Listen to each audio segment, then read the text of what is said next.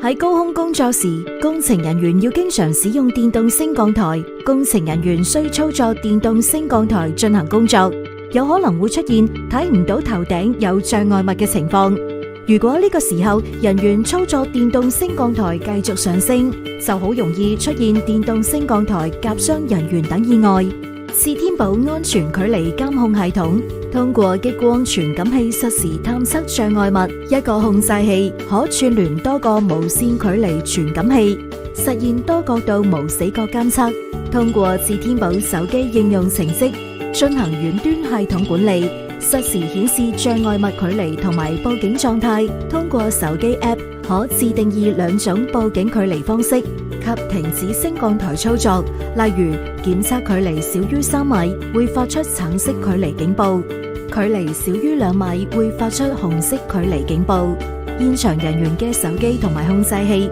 會同時發出警報，星光警報會提示人員注意距離。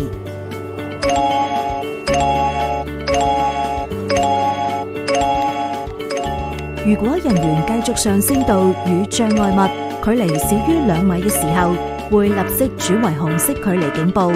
紅色急速星光警報提示人員立即停止上升。傳感器實時精準獲取距離信息，提供俾人員一個安全可靠嘅工作環境，杜絕人員碰撞障礙物而受傷嘅事件發生。